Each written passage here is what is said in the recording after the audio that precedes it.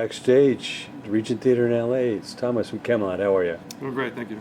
Fantastic. Great to see you guys. Yeah. Now, tell us where the band originates from.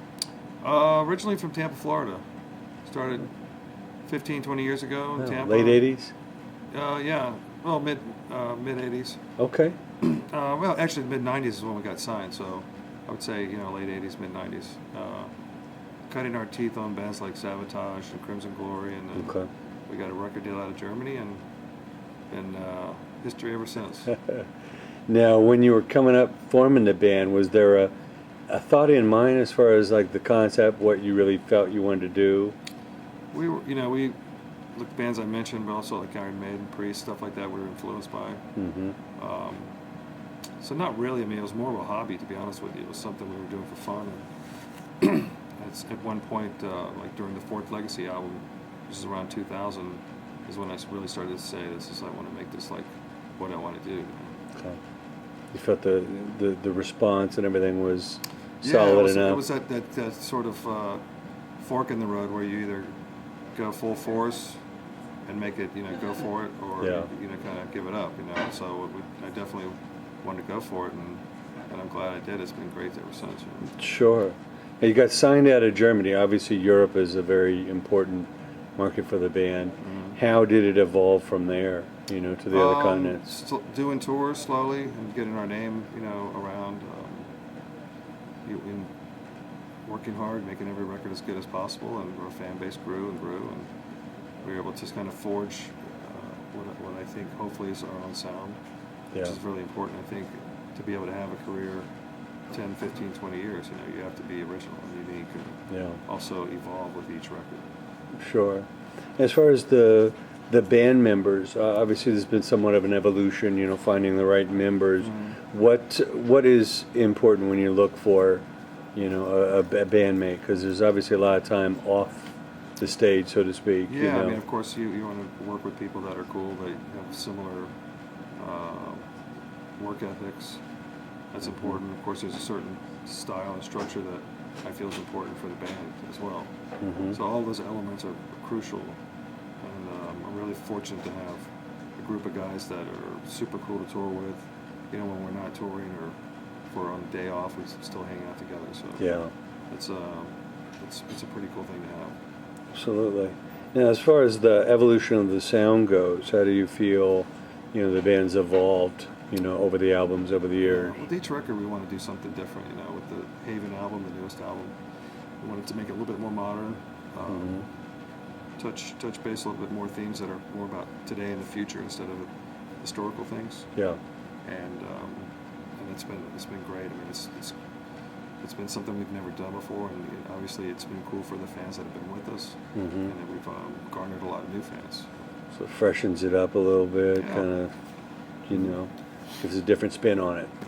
Yeah. Yeah. Now, obviously, over in Europe, there's a lot of festivals. It's been a mainstay of that, and there's more and more festivals being created here in America. What are some of the highlights for you as far as special shows or settings or different things that really stand out when you look back? I always like the Wacken Festival. Mm-hmm. It's massive. Yeah. You walk out, there's 80,000 people. Yeah. Sweden Rock Festival is also really cool. Mm-hmm.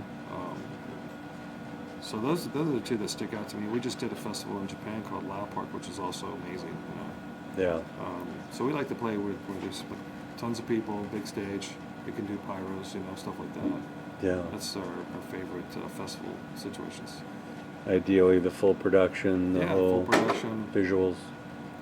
Yeah, and like in Europe, a lot of times we'll have pyros and stuff, flames and things like that. Yeah. In the U.S., we'll never be able to do that. So, but we still give the fans more than their money's worth. Yeah.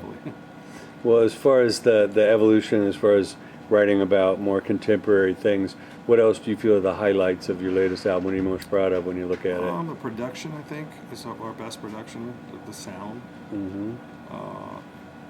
The songs, I think we have one of the more diverse and balanced albums we've had in years. Mm-hmm. So those things are super crucial. And the cover, artwork throughout the booklet is all like, top notch. We got two great artists that worked on it. Mm. So all of those things we always just pour into every record. Sure.